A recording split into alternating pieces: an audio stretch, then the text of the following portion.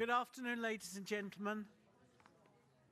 So we reach the final talk of the day from Dr. Paul Dryburgh, who's a principal records specialist, medieval, at the National Archives for the country, an archivist and historian specialising in government politics and the economy of the 13th and 14th centuries in this country. He's currently with Professor Miri Rubin, who some of you will be familiar with, who's been a great supporter of this project. He's currently supervising a PhD with Professor Rubin on the interactions between the Jewish community of England and the law in the 13th century. And Paul will be talking to us about expulsion and absence, what in 1290 was lost. Thank you, Paul. Thanks, everyone. So good afternoon. Obviously been an amazing kind of uplifting festival for me. I've learnt so much, and I'm hopeful that you have as well. So firstly, I just want to thank Howard and his organising team, Rory, Dean and others, for pulling the event together, and to you all for coming along. Secondly, you can kind of see on the screen here, I did want to issue a bit of a quick trigger warning. A couple of my slides do include anti-Semitic images from 13th century records drawn by government clerks. So I didn't want to spring them on you without at least giving you forewarning that they were coming. So my task this afternoon is to kind of bring the story of Jewish life in medieval London and elsewhere in England to some kind of conclusion, although as ever, despite the formal expulsion by King Edward I in 1290 and the reintroduction of a Jewish community into England during the Protectorate in the 1650s, there remains a fair bit that can be said about what ended and what endured, how absence reshaped society, and how the memory of lost communities continued to impact the lives of Londoners and the wider world for centuries thereafter. Now, before we step back into the immediate period of the expulsion in 1290, it's worthwhile, I think, to return to some of the background that others have trodden more expertly than I have today. I should say that I am the interloper here. Your other speakers are genuine experts in the medieval Anglo-Jewry. I am not. But we're going to hopefully look at some of the political, legislative and social background to this terrible rupture. So, throughout the 13th century, Christian antagonism, as we've heard, towards the Jewish community ratcheted it up. As we've also heard, community and coexistence is as much a part of the story as conflict and difference. Now, ignore 1256 on there, that's a typo which I missed. The 1253 Statute of Jewry, Henry III's regime implemented the canons of the Fourth Lateran Council of 1215, one of the medieval church's great reforming bodies, that Jews should wear, as Rory said, identifying badges clearly on the breast. The 1253 statute also demanded that no new synagogues be built, Jews that are paid duty to their local churches, Jews and Christians were to live segregated lives and not commune together, and Jews were to concentrate in large established communities, meaning that smaller Jewish communities were expelled from many English boroughs and towns and resettled in larger centres such as Gloucester, York, Lincoln, Norwich, London. Now, the justices of the Jews were meant to uphold these rules, but it is now sort of becoming abundantly clear, and again, as Rory mentioned earlier, how rigorous this was managed in reality is up for question. Here she is again. You've seen her many times today. There's Mirabell of Gloucester, widow of Elias, from the fine roll of 1217 to 18, which I actually edited for publication. This is actually a sketch drawn of her in the margin opposite an entry in which she's mentioned. And she managed to persuade the powerful William Marshal, who was regent at the time to young Henry III, to honour King John's grant of quittances for her husband's debt. Now, records of debts to Jews were subsequently targeted for destruction by Henry's opponents during the Barons' War, and since removal of evidence of debts reduced the king's income, and of course removed evidence of these credit agreements entered into honestly.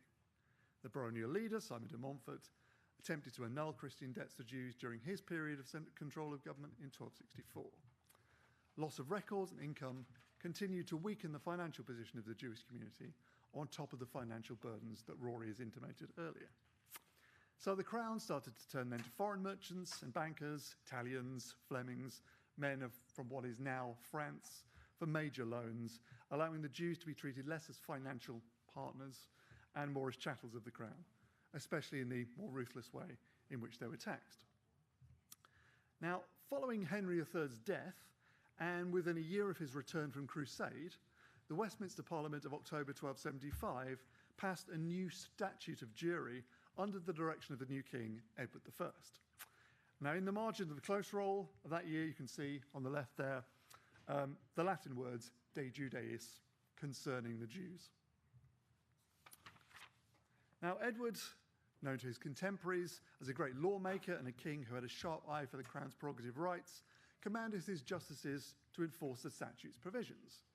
Now, these included: no Jew shall lend at usury, either on land or rent. No interest would accumulate on current loans after the 13th of October.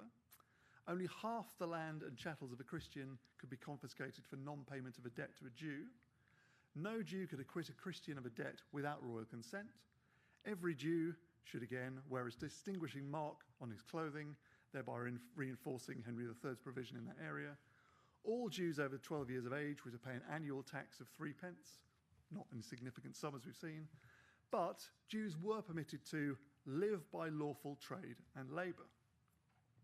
Now, this was the most wide-ranging, detailed and radical legislation concerning the Jewish community in the 13th century. Its grant was probably made in return for a new grant to Edward of parliamentary taxation. The statute was not intended to destroy or incapacitate the Jewish community, but rather divert it from usurious activities into more legitimate trade. In essence, the statute stopped Jews from lending money at interest, but what was new was that they could have intercourse with Christians in order to carry on lawful trading by buying and selling. Now, in practice, however, this attempt, if indeed that's what it was, if that's what it amounted to, at the economic emancipation of the Jewish community in England, was blunted by the continuing rule that Jews could only live in a restricted number of towns, and that they still needed royal permission to sell property. Now, of course, the statute really dealt with issues of long standing, the principal of which was the position of many prominent Jews as leading credit brokers and financiers. And here we see a roll of debts owed to Abraham of Berkhamsted, a leading Jewish financier of the mid-13th century. Now, Abraham was used by the crown as a source of tax revenue, but was also charged to assess and collect money from other Jews, especially for the tax of 10,000 marks, so around £6,500 of 1250. More sinisterly, in 1240, Abraham had been imprisoned on charges of, as we heard earlier, defacing an image of the Virgin Mary and of murdering his wife when she refused to help him. Now, that kind of charge was typically baseless, aimed at speaking to latent prejudice, like many of the allegations of ritual murder or kidnapping of Christian children to be brought up as Jews. Now, Abraham was released on payment of a fine. Later, as financial pressure and social pressures increased on the Jews, he was again in trouble for clipping coins. Now, just going back to what Rory was telling us, probably even the same image, or very close to the same image. Now, some Jews were alleged to have taken to coin clipping for their livelihood. There is some evidence from earlier in the century, though, that Jews themselves were actively invested in the stability of the coinage, conversely, bringing accusations of the use of false coins against overseas merchants. But investigation into coinage offences resulted in arrests and executions by November 1278, an opportunity for the Crown further to enforce harsh measures around dress, coinage and apostasy by converts from Judaism. Now, coin clipping was an illegal practice, and it was by no means confined to the Jewish community, and it reduced the value of the realm's coinage. In December 1276, judges began to investigate some allegations, but made no real headway. 2 years later, undercover agents were sent to gather evidence, and these included a Jewish convert to Christianity. Some Christians were arrested, but most of the accused were Jewish.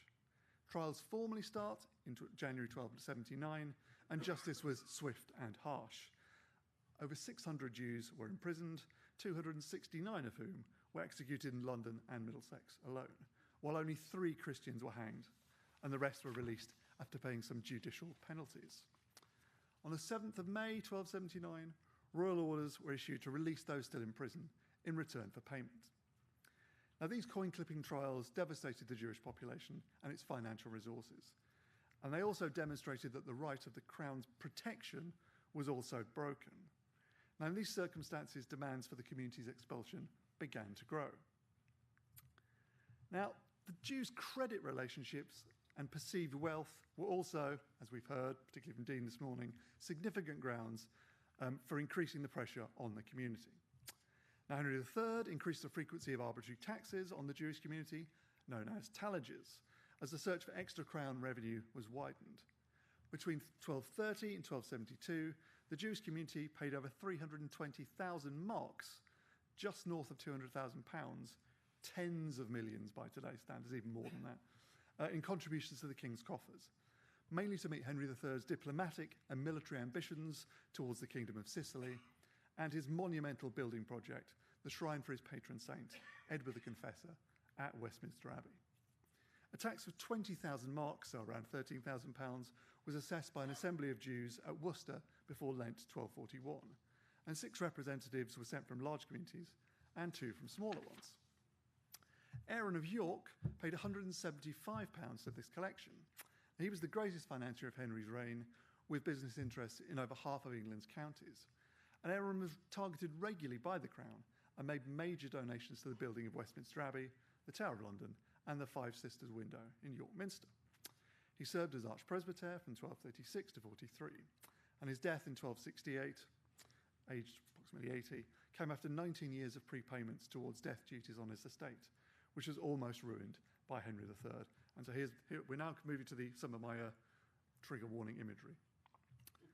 So in 1277, justices of the Royal Forest held pleas in Essex.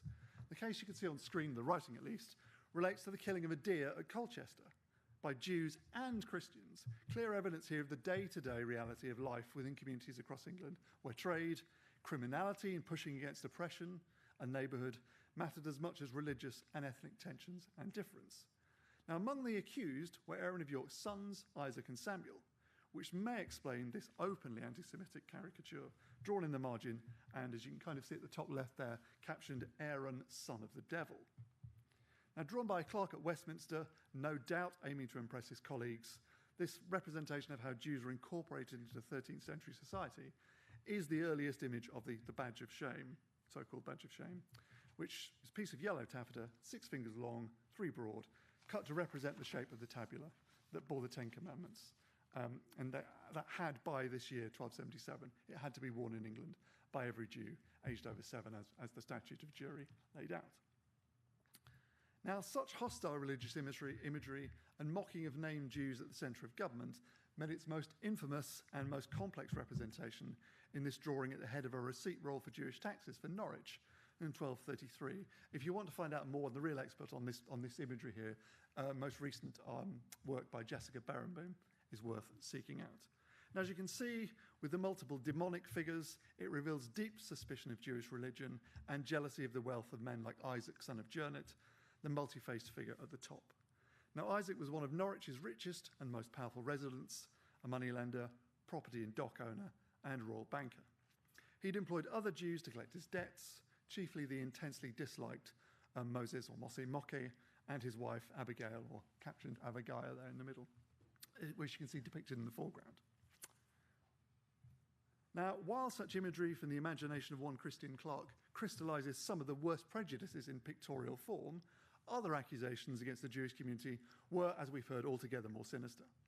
Now, recent work on alleged blood rituals, has shed new light on this aspect of the friction between Christians and Jews. And the infamous 1255 case of Hugh of Lincoln and the blood libel shows how Crown acceptance of the truth of such allegations, whether they really believed it or not is a different matter, was a turning point in the status of England's Jews. So here on screen, we have a writ or order sent to the Sheriff of Lincolnshire to summon a jury and certified justices at Westminster concerning the discovery of the body of a Christian child, Hugh, in a well in Lincoln in the summer of 1255, the day after the wedding of Belicet, daughter of Master Benedict, to which many Jews had travelled. The local Christian community began to venerate the child as a martyr, who they believed had been killed by their Jewish neighbours, and miracles allegedly started occurring, Hugh's blood even restoring the sight to a blind woman, for example. The citizens seized the Jew Coppin, who lived near the child. The king turns up on the 3rd of October, and Coppin is tortured by Henry III's steward, John of Lexington, until he confessed to the ritual killing. Henry ordered his hanging, and over 100 others were sent to London for trial, and as Rory said, many were executed.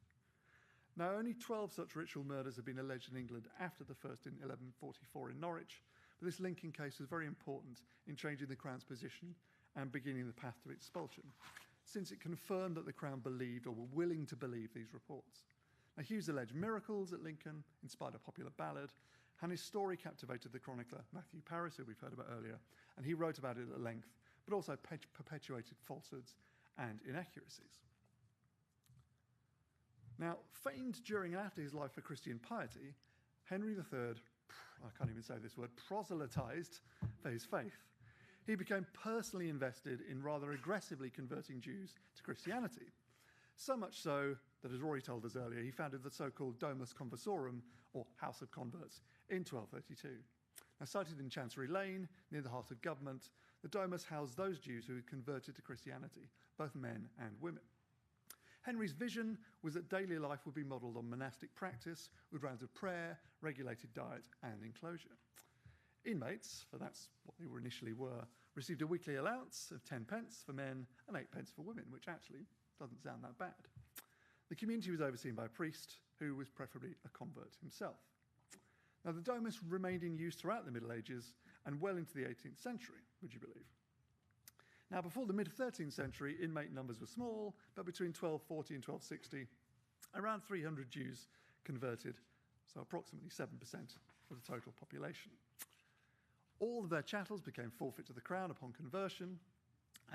Intriguingly, one of the early endowments to support the domus was land of one John Harlequin in New Street, a suburb of the city. Now, this later became the site of the Rolls Chapel and eventually the Public Record Office in Chancery Lane, the predecessor body of my employer, the National Archives. And if you go to King's College Library today, the Morn Library at King's College London, that is still survives. You can still go to the Rolls Chapel today. Now, intriguingly, a case heard before the Justices of the Jews investigated the complaint of one William Harlequin that the Jews of London had ejected him from land in the city's suburbs. Now, this was a case in which Coppin, Jew of Oxford, claimed money and interest, a suggestion that the land set aside for the domus had once been owned by members of the city's Jewish community. Okay, so let's now move to the expulsion of 1290. Now, the 13th century, as I've said, has seen increasingly heavy royal taxation, severely affecting the community's financial base. Taxation receipts fell from around £4,000 per annum in the 1240s to around £900 by 1278. This meant that, financially speaking, the community was no longer indispensable to the Crown. The national Jewish population had dwindled to, as we've heard, a few thousand, and the official tone of the English Church had become much more hardline and hostile due to the rising influence of the preaching orders of friars, such as the Dominicans, who were patronised by King Edward I and his Queen Eleanor of Castile, especially in the 1280s. Now, if Edward started to begin to think of expulsion, he could look to earlier examples, earlier precedents in Leicester in 1231, Southampton in 1236, or Bridgnorth in 1274.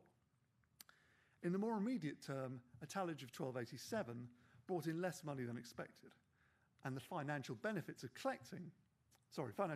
that were actually outweighed by the costs of collecting. Now, Edward also had access to greater quantities of liquid capital then due to his relationship with Italian banking families, such as the Riccardi of Lucca, although actually, ironically enough, they too would suffer persecution and ultimately exile and expulsion in the 1290s, as war and animal disease broke their financial base. Now, on a personal level, Edward I suffered a very serious illness in 1286, which saw his antagonism towards the Jewish community harden. And upon his return from Gascony 3 years later, during which time he'd expelled the Jews from his province in southwestern France, Edward found himself badly indebted. He received little support for new parliamentary grants of taxation without making several key political concessions, the most seismic of which was ultimately to compel the English Jewish community to leave the country forever. So on the 18th of June 1290, the Chancery, the Royal Writing Office, sent secret orders to sheriffs to seal the Jewish Arca in numerous towns and cities. In July 1290, the community's expulsion was discussed in Parliament at Westminster. On the 18th of that month, orders were sent around the country to proclaim the expulsion locally. And 9 days later, safe conducts were sent to bailiffs, barons and mariners of the Cinque Ports in Kent and Sussex, and these were to allow Jewish families to depart the coast by sea in safety. Now, here you can see the proclamation of the expulsion at the top there, with the marginal heading on the left reading, "Concerning the Jews leaving the Kingdom of England."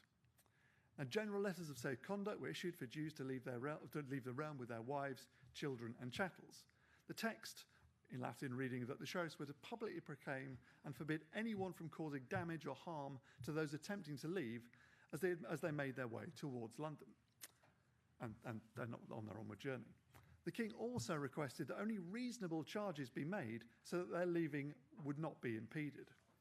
Not surprisingly, though, there were episodes of violence and abuse against those leaving. Now, a few favoured individuals received their own personal safe conducts. The second document here, at the bottom, is a copy of letters patent of safe conduct, essentially a piece of parchment to be granted to the recipient open with the king's seal hanging from it as authority. Now, those eagle eyes of you who had your eye on Dean's background slide initially will have spotted that there was somebody in there called Bonamy of York. And this involves the same man, I think it's the same man. And the copy was enrolled in the patent roll of the 26th of July. And the text orders the mayor and bailiffs of York to protect and defend Bonamicus, as it says in the Latin, Jew of York, his wife, children, household and property, in quitting the realm after the expiration of the term fixed by the proclamation touching the restoration of pledges to Christians, and then to grant them safe passage to prevent any harm coming to them or their possessions.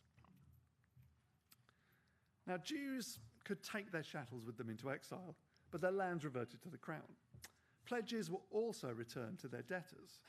And what we're thinking of here, at least in terms of documentary context, is something like this grant here by Gervase of Cornhill to Isaac the Jew of land formerly of Ralph, son of Herlewin, Gervase's uncle, for 49 shillings and an annual rent of 2 shillings. Now, Gervase's family were prominent in London, serving as sheriffs and justices, yet they pledged their land as security for a loan by Isaac. Now, since the deed remains with the archive of Gervase's descendants, it must have been repaid. And this example of a loan set up as a lease predates the mortgage that was not established until the end of the century, because obviously Jews couldn't hold land in fee simple. Now, the early Jewish gauge, the Mashkon Met, however, allowed the debtor to keep possession of his land until he cleared the debt or defaulted on payments. And in this latter case, the Jewish creditor could seize the property for a year and day and then sell or keep it until any profits had paid off the original debt and the interest. So you can see therein the potential causes for inter-community friction, though it is important to re-emphasise that the Jews' role in credit relationships actually played a big role in driving innovation in the land and credit market, especially in London. Now, in October 1290, sheriffs were ordered to hold inquisitions to establish what had been Jewish property and what value that had. Nevertheless, anyone holding property of a Jew was to surrender it to the crown. And on the 20th of December, Hugh de Kendall was commissioned, and I quote, to value and sell all houses, rents and tenements formerly held by the Jews. Now, some Jews had, however, received licenses to sell property before leaving the realm. And this second image here is a copy of the license for Aaron, son of Vives, who was the Jew of Edmund, Earl of Lancaster, the king's younger brother. Now, Aaron's status really was expressed in those terms as the Earl's chattel. Now, the text in the margin on the left again there reads, concerning Aaron, son of Vives, the Jew of Edmund, the king's brother, for a license to sell the houses, etc. And in the text, he's permitted to sell his houses and rents in the city of London and elsewhere to any Christian he would choose by, and I quote, the license and will, so in Latin, de licentia et voluntate, of the king's brother. Oops. Now, at the expulsion, all the unredeemed credit bonds became the property of the crown, and they were listed in preparation for collection, and Dean has done an awful lot of work on this. Now, on the 5th of November, 1290, the usurious element of all outstanding Jewish loans was cancelled by Edward I. In 1291, it's estimated that some £20,000 of bonds had been collected. Furthermore, lists of former Jewish properties in 16 cities and towns had been compiled, allowing Edward to make about 85 separate grants, disposing by sale of the property of 113 Jews. Now, full confession time here, I should at this point say that much of the rest of what I'm going to talk about this afternoon actually relies on Dean's brilliant new research, and I really would like to thank Dean for sending me a copy of his unpublished paper, which I hope will be published at some point. All opinions and errors are therefore Dean's, not mine. So, Dean's, ask all questions about this to Dean. Thanks anyway, Dean. Right, now, on the screen here, This is an unusual document. It's actually what they call a supplementary patent roll. And it was drawn up in 1292 to record those transactions. Now, you can't really, sorry, I had to take this. Apologies for the poor quality. Trying to weight out the top of this roll, which is very springy, is quite difficult. But the heading at the top in this sort of thicker, bigger writing reads, in Latin, letters patent of grants made of the houses formerly of the Jews in England in the 19th and 20th years of the reign of King Edward, which so late 1290 into 1292. Now, to take the first entry there, the first one you can see, it's, as an example, on the 27th of December 1290, so a couple of months after the expulsion had been announced, the king granted forever to Isabella, widow of Adam of St Albans, those houses in London, formerly of Leo, son of Cressy, son of Master Elias, in the parish of St Martin Pomeroy, in Ironmonger Lane, west of St Olaf, Old Jewry. And sorry, I haven't got a map, but I did see it earlier on Rory's map and Emma's map. Now, the properties have been valued at 4 marks, so just under £3, and Isabella and her heirs were to pay a penny at Easter every year. And in this way, the Jewish presence was quickly eradicated from the property map. Elsewhere, in Oxford, for example, in Oxford alone, property was seized worth over £100. In addition, the Crown was to receive an annual rent from each property to be paid into the Exchequer, and that was usually little more than a penny or twopence, but could, in some cases, be higher.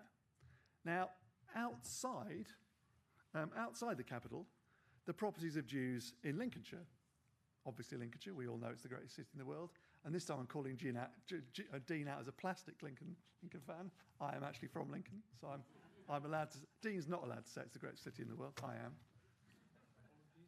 Do please visit at your earliest opportunity. So anyway, so the properties of Jews in Lincolnshire were equally rapidly distributed. Entries on the screen here, all of these entries include mentions of sales to one Nicholas de Burton of Stamford, of all the houses in All Saints Parish in the town, later Rayner, widow of David, and to Robert Leveneur, who at that time was the keeper of the city of Lincoln and a major player in the local wool and credit markets, of the houses of Hagan, son of Benedict, in the parish of St Martin, and of Benedict Leconte in the parish of St John the Poor in the city, valued at a combined 11 shillings. Now, in this county, obviously a large rural county, the Crown collected a whopping £141 from such sales. Now, alongside the actual properties, the Crown often scooped up the related muniments, which is why they survive, such as this release by Bonneville, son of Samuel Mutton, to Alexander of Dorset, mentioned earlier, of a house in the market of West Cheap, London. Now, the Star, as it's called, of Bonneville, acknowledged the contract. The house was in the Jewry, but had been bought by Geoffrey de Mandeville because it was near the Tilt Yard, one of the jousting arenas.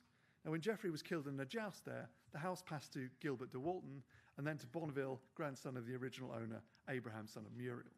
Now, you can see that this document has a traditional look of a Latin property deed, but also you have the Hebrew endorsement at the foot there. Now here, on the screen, we can see a grant of 3 acres and 3 rods of land in St Mary at Hill Parish by Hugh Peverell to Richard, the Prior of Holy Trinity, London, for an annual rent of 2 shillings and a gift of 9 marks. The attached star there of Aaron, son of Abraham, releases the land to the Prior and quitclaims forever his rights in the land regardless of any demands he might have on the debts of Hugh Peverell, and I quote, from the creation of the world to the end thereof. Now the word star comes from the Hebrew shetar contract, rendered in Latin as starum, and it was applied to any document involving Jews, but especially quitclaims, releasing Christian debtors from Jewish creditors on payment of the debts and the interest. So returning to Edward's property grants and sales, overall, the property formerly of members of the Jewish community brought in approximately £1,800 to royal coffers. And obviously, not surprisingly, receipts from the Exchequer of the Jews collapsed after the expulsion. Now, the Crown maintained a close eye on credit agreements made by members of the community nationwide. This document is a list in the Westminster Exchequer regarding the obligations and charters remaining in the former Jewish Arca in Exeter in 1292. The second document shows outstanding debts of the Jews in Lincoln, Suffolk, Somerset and York during the Easter term of 1294 and mentions prominent Jews such as Abraham, son of Judicrus of Norwich, and Vive, son of Benedict Crespin. The final entry, the bottom, sort of above the big title there, shows how Bridlington Priory on the east coast of Yorkshire owed Bonamy of York, who we met earlier, £300, but the Crown only learnt of it 4 years after the expulsion. Now, some debts stood until 1327, when the teenage King Edward III gave up all claim to the payments still owing to the crown from his grandfather's edict. Now, in her Crafting Jewishness in Medieval England, Legally Absent, Virtually Present, published in 2011, Miriam Krimmel traced former Jewish properties during the reign of Edward II, so from 1307 to 27. She argued that, and I quote, Jews returned virtually, if not actually, to the English soil post-expulsion. Remembered in the rolls of Chancery as former occupants of specific English sites, the Jews can never be fully absent. The Jews are permanent ghosts who are present on the land so long as their names, and by extension their physical bodies, mark and are marked by the territory. Now, I know that Dean takes some issue with this statement, and he can obviously speak for himself, so do ask him. But Dean sees this not as Krimmel does as an unconscious gesture of remembrance. Instead, as we'll see, at least to some extent, he argues, and no reason to dispute this, that the mechanisms by which former Jewish properties continue to be administered serve to embed Jews into the histories of these properties, often in the form of describing properties as houses which were of the Jews or even of named individuals. The 1290 property transfer served to freeze the relationship between Jew and property in time, thereby maintaining a link to the Jews and the rights, privileges and obligations that could be claimed as a result of this past, often long past connection. And there's evidence indeed as far forward as the early 16th century in both Northampton and Canterbury of former Jewish properties being referred to in relation to their 1290 status. Oops, there we go. Now, so much for what the crown did and what it gained. What of the exiled Jews? Now, many English exiles fled in the first instance to France. But on the 16th of February 1291, French King Philip IV, Philip the Fair, not a reference to his judgment, ordered their expulsion. Now, most complied, but a few remained, including our old friend Bonamy of York. English Jews were thereafter scattered across Europe and beyond, along the Mediterranean and as far away as Egypt. In 1306, only a year before he oversaw the destruction of the Order of the Knights Templar, Philip ordered the expulsion of all Jews from his territories. After the expulsion, there were no longer any practicing Jews in England, but traces of the community did survive in place names such as Old Jewry in London or Jewry Street in Winchester, first reference after the expulsion in 1302.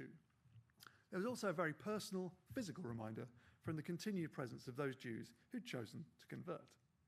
Now, the documents on the screen, this one and this one, one's in Latin, the first one, this one is in French, relate to petitions dated to 1308 from they call themselves the poor converts resident in the Domus Conversorum in London.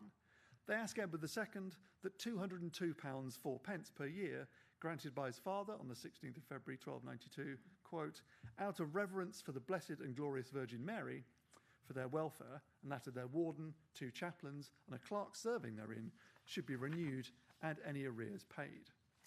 They note that Edward I had specified that the sum total would decrease by the portion owed annually to each individual upon death, which in theory ultimately would have aimed to return it to zero. And we've heard that that doesn't happen because of people coming into the country continue the next couple of centuries. Oops, sorry. Now, Roger of Higham and John of Sandal, senior royal clerks, John in fact would later become Edward II's treasurer and Bishop of Winchester, was subsequently commissioned to establish how many men and women were residing in the Domus. Taken in its chapel on Sunday, the 1st of December, 1308, a survey confirmed that 17 men and 17 women had died since the expulsion, so what's that, 18 years, but the Domus was still home to 23 men and 28 women. The last survivor of the pre-expulsion community is believed to be one Clarice of Exeter, daughter of Jacob Coppin. Now, she was admitted as a child to the Domus before 1280. Early in the 14th century, she'd moved to Exeter, married and had a family, and in the 1330s, she returned to the Domus to be followed shortly thereafter by 2 of her children. Clarice died in 1356 in the Domus, possibly the last living link to the vibrant Jewish community established in London in the aftermath of the conquest. Now, grants of former Jewish property by the new owners, their heirs or assigns after 1292, could generally be made without the king's license, although documentary evidence of transfer could always prove useful. The written word is all-powerful.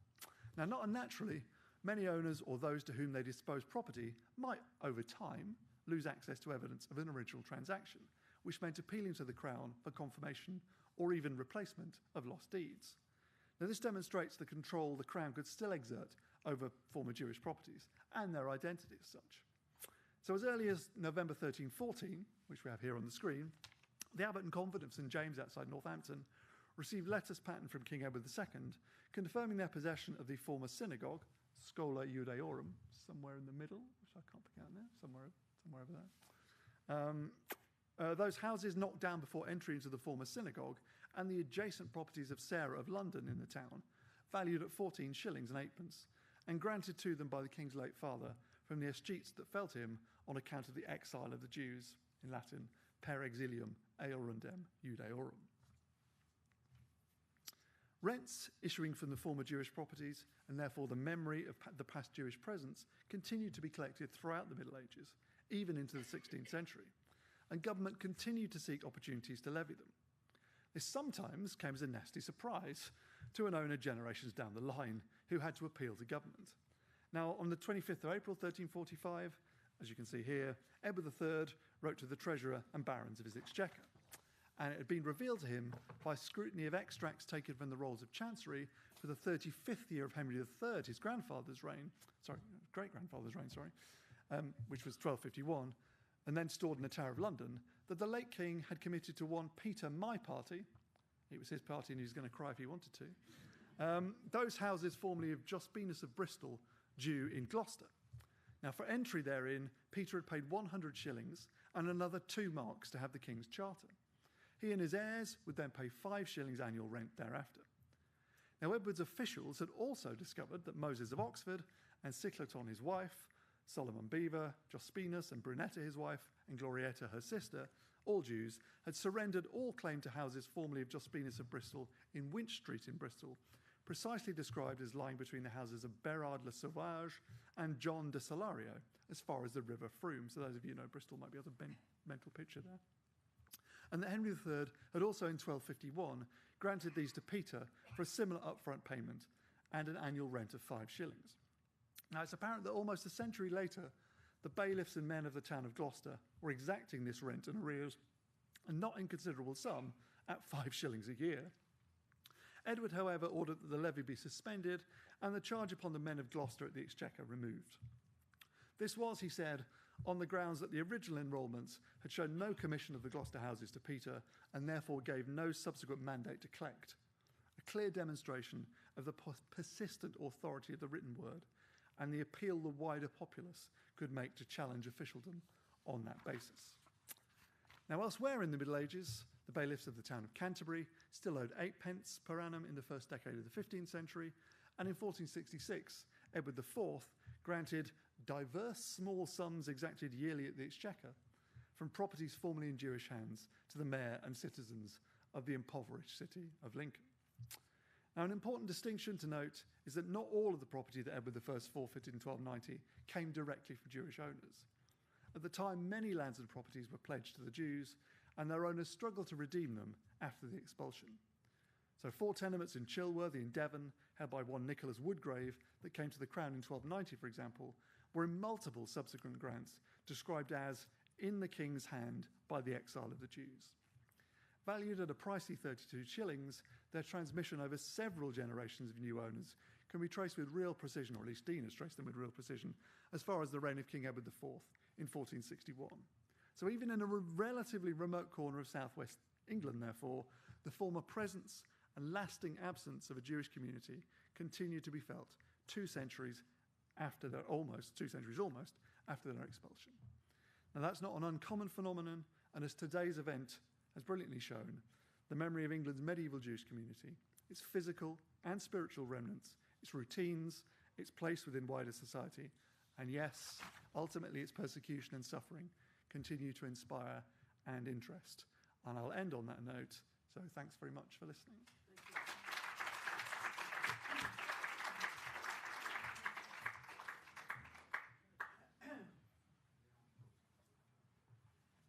And I'm handing over to Dean to answer the questions. Thank you, Paul. Thank you. Well, we have a few minutes to pose any questions to Paul. And are our mic people still around? Have they got some energy to run round with their mics? Just give us a moment. There's a lady here sitting on the end of the row with a grey plaid shirt on. What? Just there to your right. The memory of Jewish communities that's preserved in place names and that sort of thing. Is there any way to tell sort of what that's probably an unanswerable question, the mood of that memory was? Is it triumphal? Look, we've got these, places from Jews. Is it in some way memorializing that we do? Is there any indication of that? Why were these names being remembered, or was it just a statement of fact that these had been Jewish places? I defer to Dean on this. I would it's probably more of a statement of fact. Is it that these were areas that were known to be historically that that was where that community resided? But yes, but it's also in stark contrast to. Yes, but it's also in stark contrast to the continent, where these references appear to, particularly as victorious statements. Yeah. We don't have that in England, so they're literally just a statement of fact, as opposed to, oh, those Jews have gone. Yeah. I've always been struck by the fact, particular cruelty, that the Edict of Expulsion was promulgated on Tisha B'Av. possibly deliberate. Well, Edward I is one of the kings who knows exactly what he's doing. not a nice piece of work. Yes, sir. Hey, I've got two questions for you.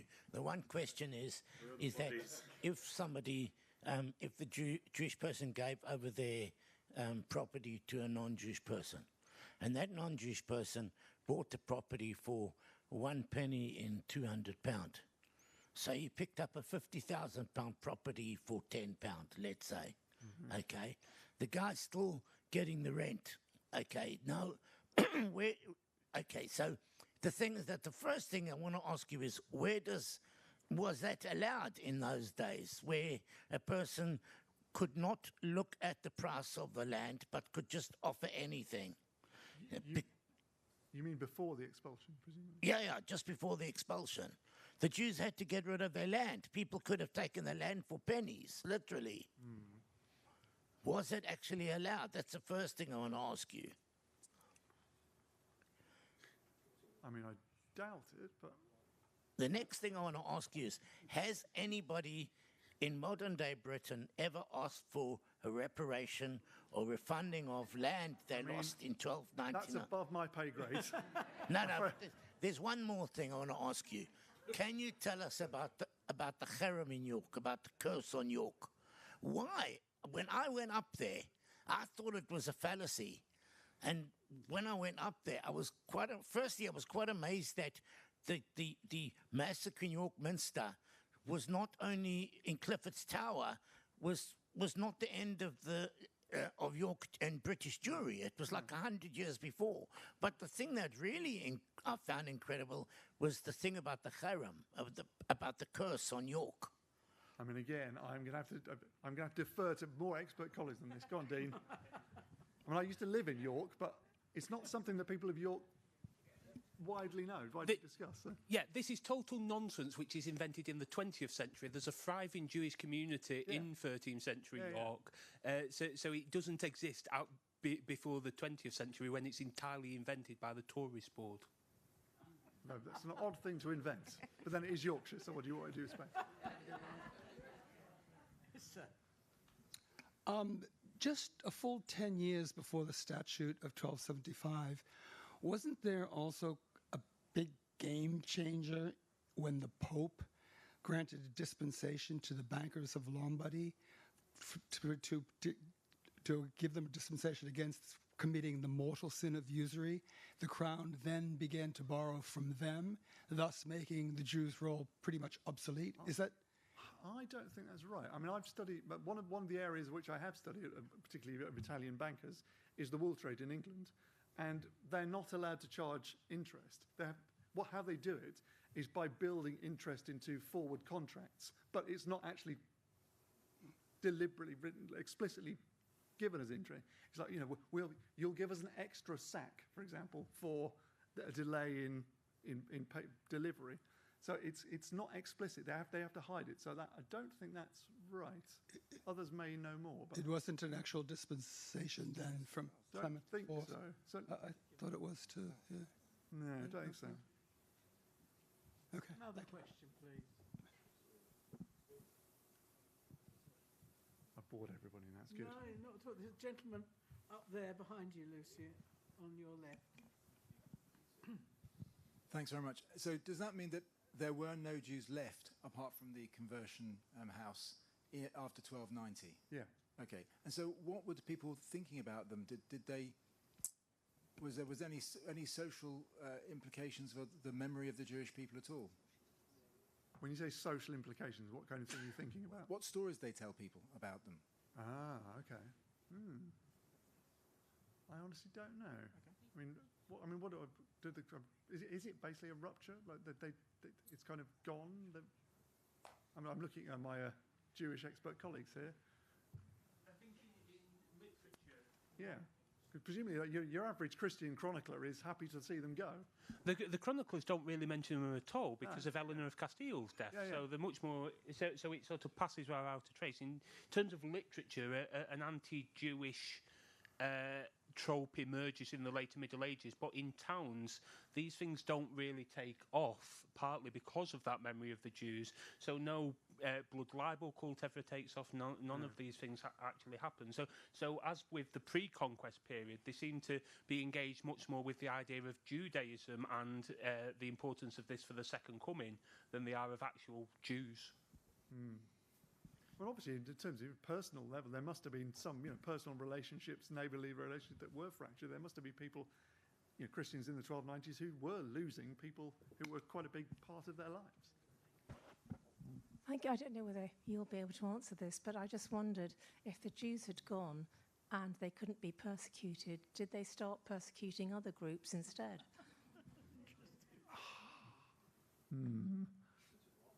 Inevitably, Edward I persecutes everybody because, of course, the 1290s is when he starts persecuting the Scots. He's already persecuted the Welsh. Northerners, yeah.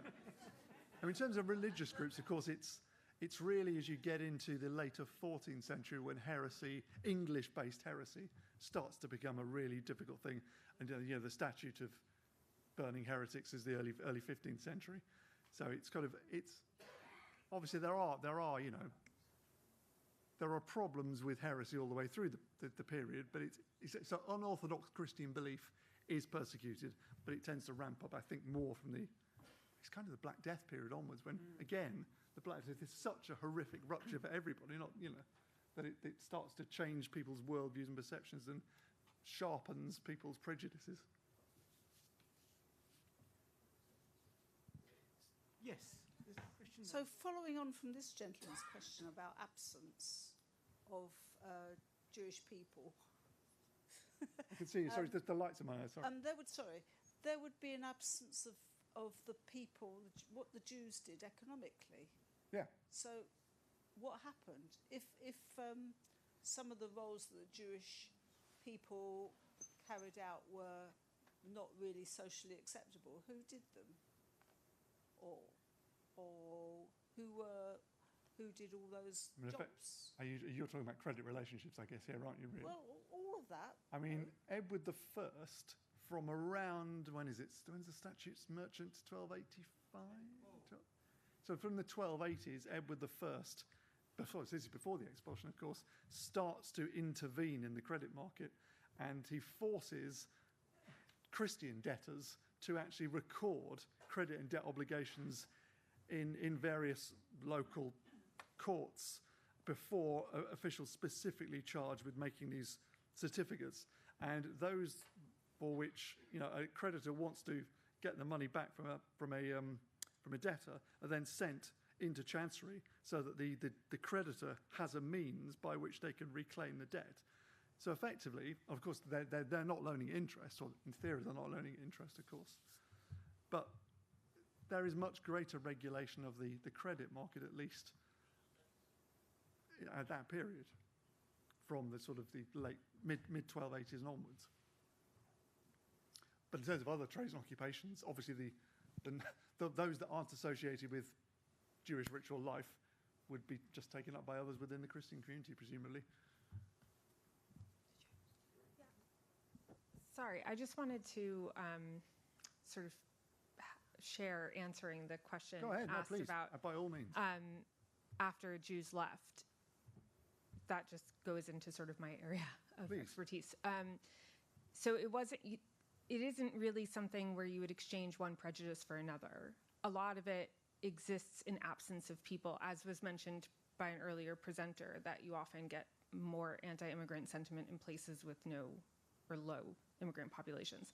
So anti-Semitic ideas proliferated in the centuries that came after the Jewish expulsion. They got bigger and bigger and bigger and more virulent. So there might have been other groups that became targeted for other reasons, but it's just not a straight exchange of one prejudice for another. No.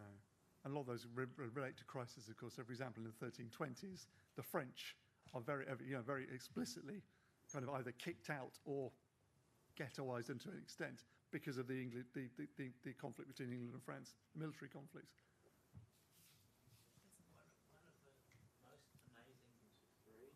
Wait for the mic. I've just looked now, and one of the most amazing things, unfortunately, is the actual edict was signed on Tisha B'Av, okay, which was the same day that the Spanish Inquisition, the Portuguese Inquisition, all the expulsions were signed on exactly the same day. Oh, it's amazing. The Crown and their officials and presumably their religious advisors, they must know what they're doing. Yes. I don't think it was. I don't think it was actually planned. I just think it worked like that. Maybe. No, I think it was planned. There's a question there, the gentleman there. Or at least it seems too good to be a coincidence. Just a quick couple. The original Jewish medieval community, when did it first establish itself in England, the one that was expelled in 1290? And then, having been away for 350 years, what was the attraction for the community to come back to England? Well, I think the first part of your question, is it the 1070s? 1060s? In the decade or two after. Yeah, it's the Conquest decade. So William the Conqueror is sort of the Norman community comes over to England. 1650s is obviously the other one. I think it's William. It's one of the attractions. I think is Oliver Cromwell offers protection. Well, it's The one who built up the smarts. Yeah, exactly. Well, so it's the rabbi from Bevis Marks. I'm definitely not going to contradict that. No. Yeah. But also that sort of religious freedom that they were being granted by the Protectorate. I think that I've also read that there was a belief among some of the Puritans who composed the government of the Commonwealth that if they could only get the Jews to come to England, they would be so swept away by the beauty of Puritan Christianity that they would convert and thus hasten the second coming. So doesn't explain why they didn't go on the Mayflower, though, does it? Well, a bit early. I think we all want to thank Paul for a fascinating talk. Thank you, Paul.